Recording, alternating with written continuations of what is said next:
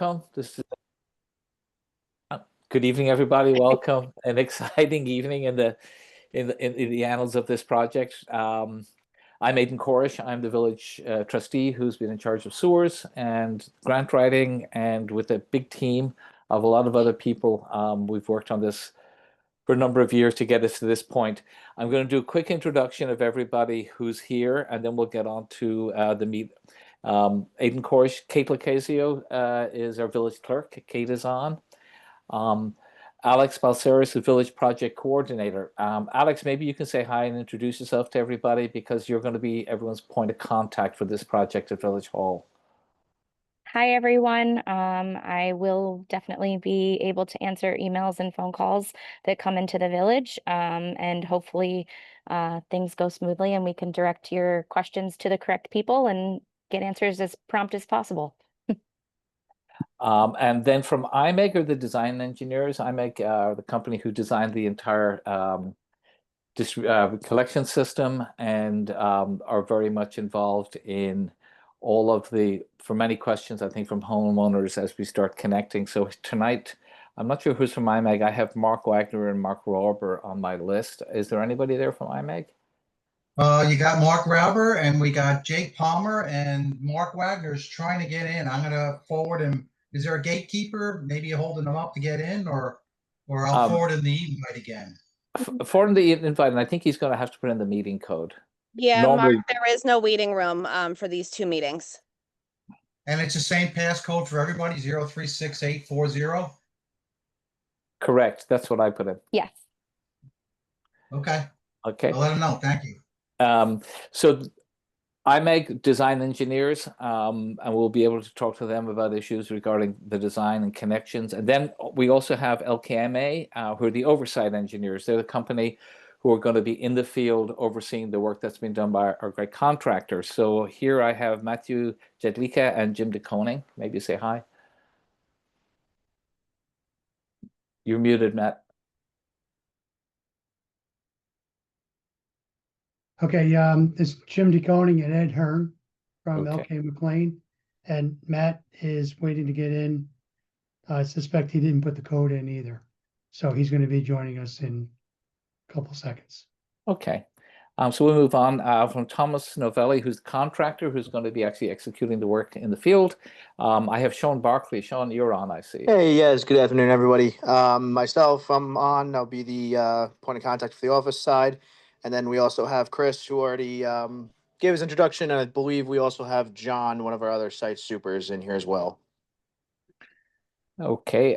If anybody else wants to chime in with anything before we move on to project overview and timeline. Okay.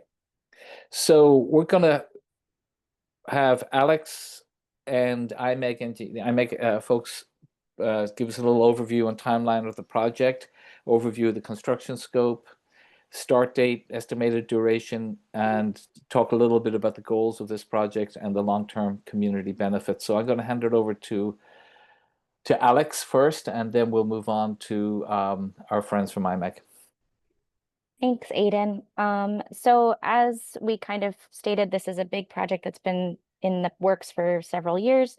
The entire project, start to finish, is going to be a multi-year project. So we're hoping that we're going to be able to see some completion 12 to 18 months, give or take. But IMEG will kind of go into more detail as to the actual construction project with dates and estimated duration, more detail. So I guess I'll hand over to IMEG if you guys want to take the lead on the general project. Sure. This is Mark Wagner, project manager. I've been involved with the village and specifically with the trustees, Aidan, for a while. I think I only had 3 grandkids. I have 6 now. So it's been going on for a while.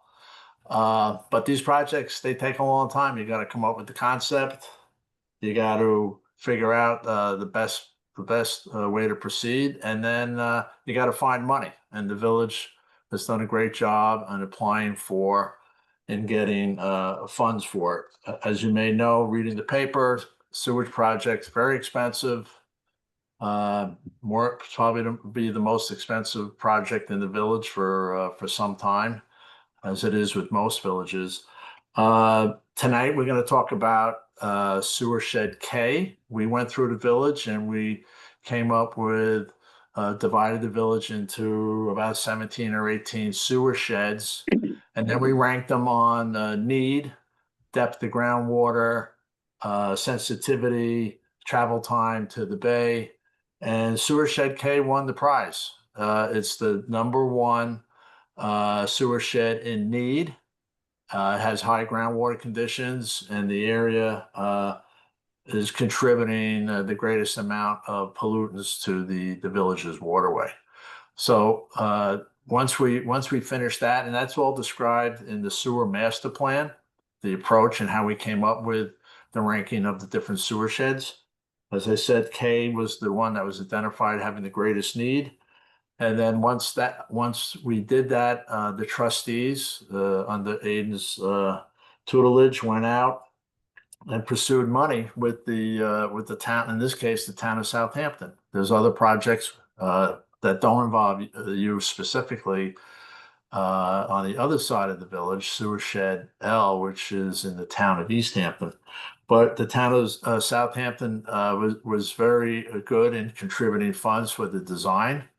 That was the first step. We went out and designed, and we came up with the service area. There's 37 parcels that would be connected during this first tranche into sewering the village. And we designed the work, and the village has engaged LK&M. They're going to be the construction managers to work with the contractor to make sure that the sewers get installed in accordance with the contract documents. And we're hoping that down the road that Sewershed K has a nice new sewer system. And we did design, and some of the particulars, Sewershed K is getting what they call a low pressure sewer system. It's small diameter pipe, polyethylene pipe. And each of the 37 parcels will require a small pump station that will collect the sewage from each parcel and will pump that sewage into the new low pressure system. So once the sewers are installed in the right of way, which is this project that you'll hear about tonight, once that's installed, then the parcels we have provided the village with the layouts of the parcels. Each homeowner will go and get a licensed plumber or a licensed contractor. We will provide the specifications in the drawing, and the parcel owners would go and secure a licensed entity, plumber or contractor, to install the grinder station to affect the parcel's connection to the new sewer system. That will flow down to the plant. The plant will receive the sewage and continue to treat it to tertiary treatment standards, much better than the on-site systems. So that's the overview how we got here tonight. So the plans have been put out to bid. You have a contractor. I don't know if the contractor is on here tonight, but he might be. He is. Sean Barkley is here for the Oh, contract. good. Oh, yeah. Okay. See, Sean. They're an experienced contractor. They have done sewers in Suffolk County, and I'm happy that they were the lowest responsive bidder on this project. That's a good thing that the village has a good contractor on this project. Just one word, the right-of-way work will essentially, Mark, correct me if I'm wrong, is a main sewer line down the road with laterals that go to the property line. And then it's the homeowners, and the village will always be responsible for the maintenance, the installation and maintenance of everything within the right-of-way. Once you cross the property line, that becomes a homeowner's responsibility, just like you're responsible for your own septic system right now.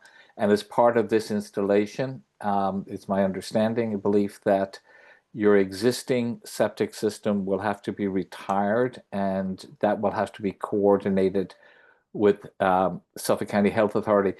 We're going to have more meetings as time goes on. This is basically an introduction to give you an overview of the project. As we said, the project's going to take 12 to 18 months.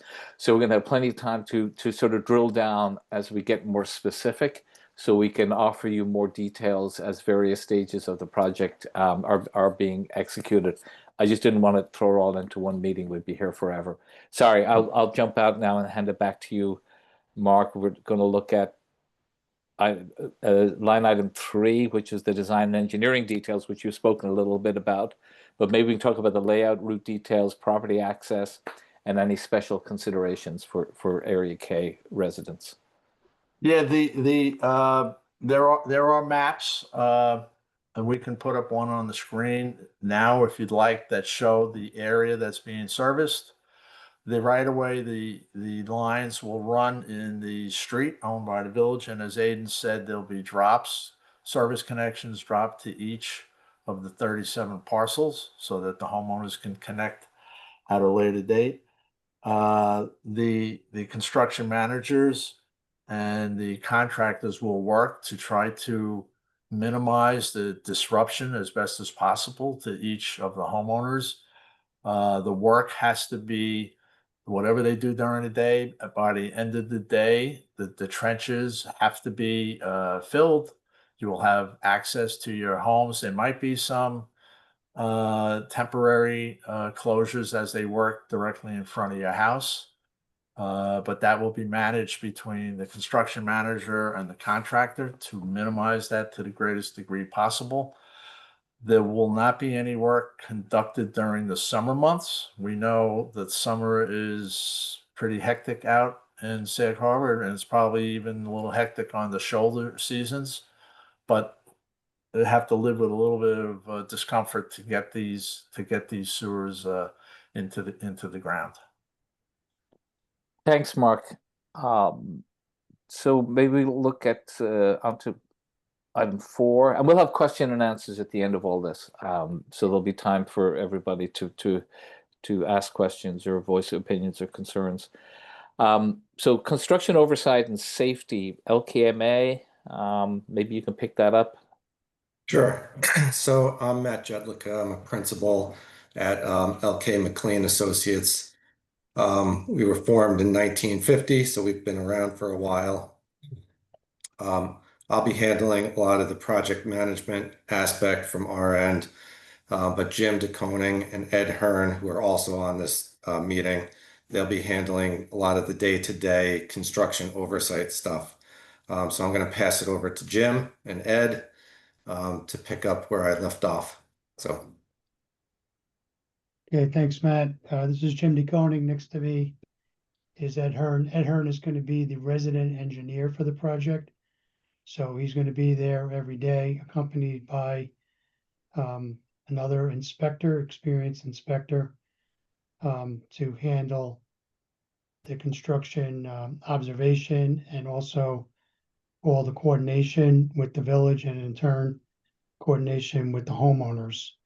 We're going to be working very closely with the contractor, getting an overall schedule, first of all, for the start to the finish.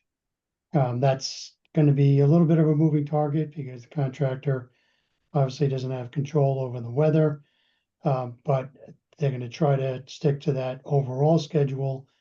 But they're also going to be providing a 2-week look-ahead schedule that we will be providing to the village also. And also Ed Hearn will be checking in with the contractor towards the end of each workday to make sure there aren't any changes to the 2-week look-ahead schedule on a daily basis. So that's going to be our control of the daily construction operations. We have worked with Novelli, not me personally or Ed, but other people in our firm have worked with Novelli before. So I think we're going to have a good working relationship with them, as well as IMEG. We've known IMEG for quite a while, so we're everybody here has worked together, so I think there's gonna be a smooth working environment. So that's basically the daily construction operations. Ed is gonna be with the other inspector, Zach Kennedy. He's gonna be making sure that the contractor has an overall good approach to clean working environment, so there's not gonna be a lot of like debris left behind. Of course, with any construction project, the contractor has to disturb the road, and there's gonna be a certain amount of disturbance, and it could be right in front of somebody's house. This project is a directional drill, so there's gonna be pits rather than a long trench going down the road. But one homeowner might have that pit right in front of their house. So they might get a little more disturbance than everybody else, but the contractor, they'll speak also, they're gonna be working to minimize that as much as possible, because nobody really, that's where problems occur, when the site is left a mess and people have to call and complain, and they don't want to do that. They just want to get into their house and go on with their day. So we're going to be working with that. So traffic also, we're going to make sure that emergency vehicles can get through during construction, as well as local residents. They will be able to get to their driveways, except for certain situations where they'll get a notice to make sure their car is parked outside the driveway, because for whatever reason, the driveway might be blocked due to construction vehicles. Environmentally, there's going to be a stormwater permit for debris and soil during construction. So there's going to be best management practices put in place by the contractor, and Ed and his inspector will make sure that they're keeping up with that.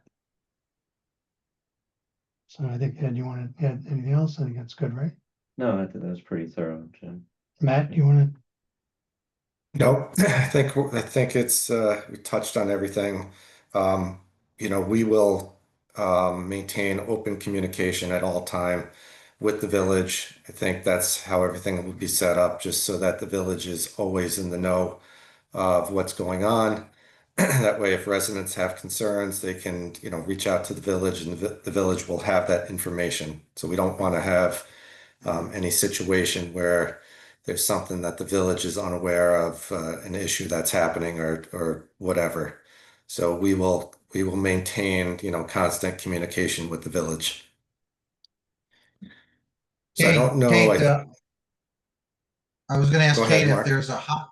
will it be a hotline available, Kate, for a resident property owner to call a village with any concerns or So so you will on and so call forth? you will call the regular number, which is 631-725-0222. As stated before, Alex Balceris will be the point of contact.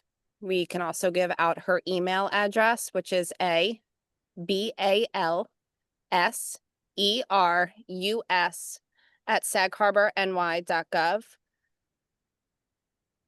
And then we'll do our best to, answer promptly, get the questions out to the necessary person, and respond back to you within 24 hours. Thank you, Kate. You're welcome. So Aiden has lost internet, so we will, Alex and I will help move this along. I apologize for my dog barking in the background. So we're going to move on to number 5. Am I correct here? Construction phasing and resident coordination. And Yes. John Barclay, are you ready to take over? Yes. So again, I'm Sean Barkley. I am going to be the project engineer for the project, dealing with, LCMA and IMEG and the office side of it. We also have John and Chris here, who will be the heads of the field side of it. So I think Jim did a pretty good job of summarizing all our points of, daily coordination, closures, etc. We will, of course, keep everybody in the loop with at minimum 48 to 72 hour notice of any road closures, impacts to residents, driveway access, As he did mention, this will be a um, directional drill project rather than open trench, so it keeps the site a bit more clean. But as he did mention, certain residents may be a little more impacted than others in the case of a pit being in front of their house or not. But of course, we will communicate this with residents well in advance of any closures so they can get in and out of their driveways in the morning before we start and anything else they need to do.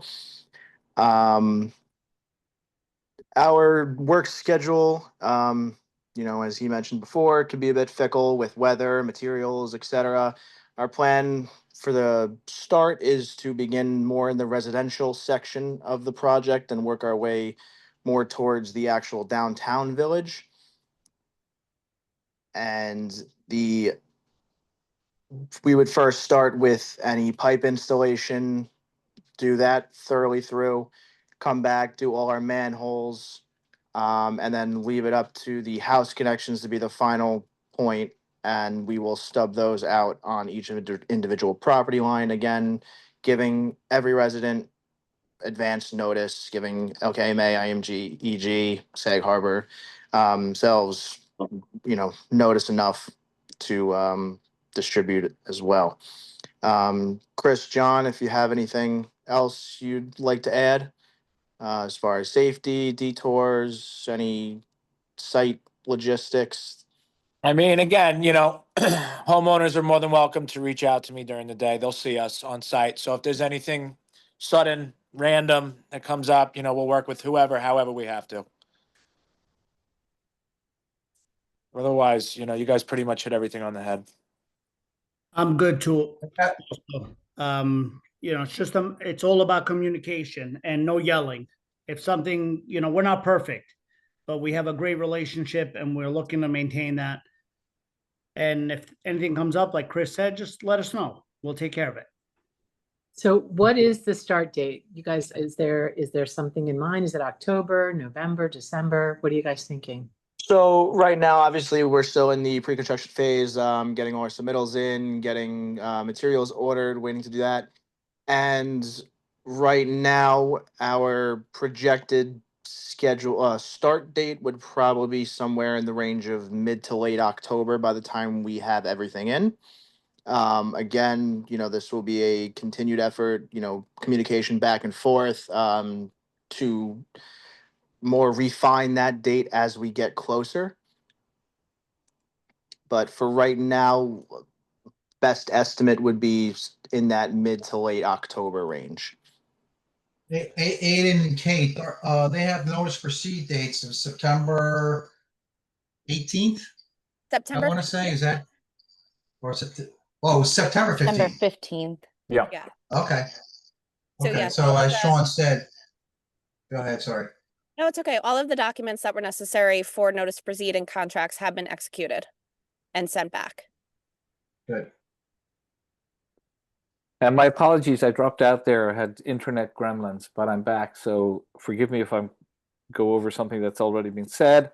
But it seems to me that we have had, Sean, you've pretty much spoken and explained how your work will impact everybody, which would bring us up to the village communications and support.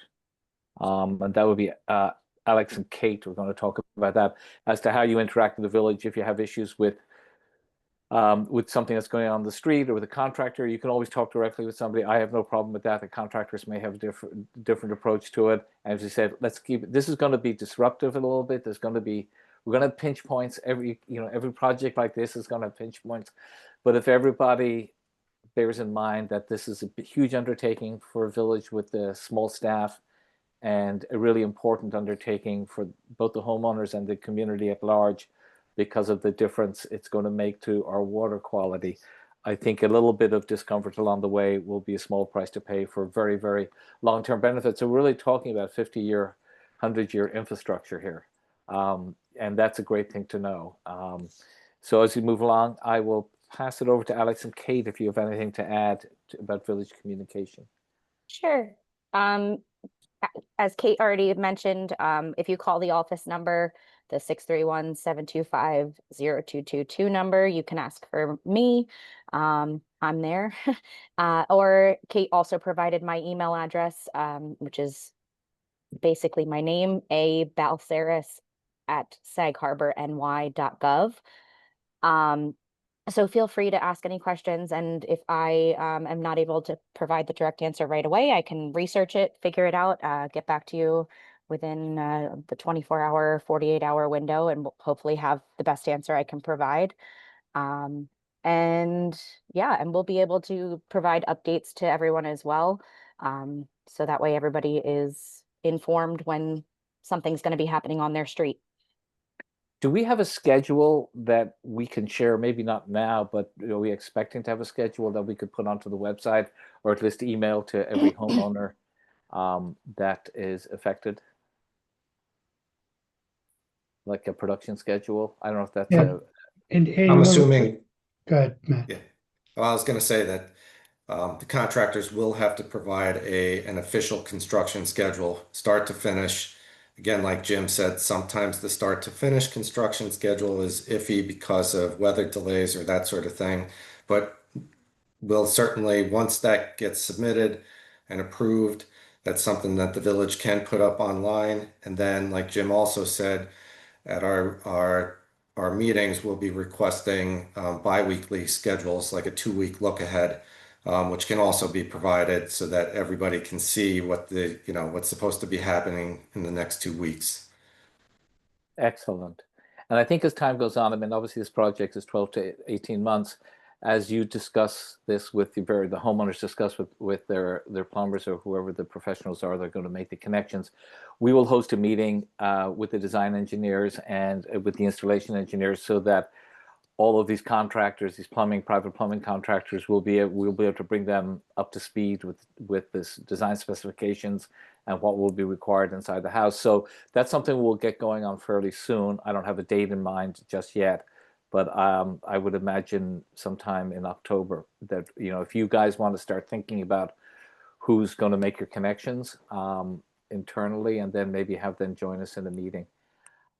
Also, I would ask if you have friends or neighbors who haven't reached out to the village and given their contact details, if you could encourage them to do so, because we'd love to be able to contact people on a real-time basis. If there's something happening on the day and we can text everybody on the street, or there's a way to have more instant communications, that would be fantastic.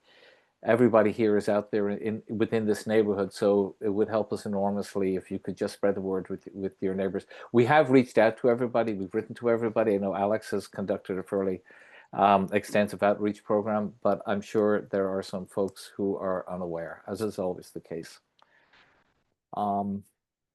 If there's nothing else, I'm sorry, Aiden. Sorry, go ahead. Yeah. I'm sorry. Just another reminder to sign up on our website for alerts and notifications. So when we do have any construction plans, or, the next street that's coming up, that will be posted, and immediately you will get a notification to your email for the upcoming changes. Right.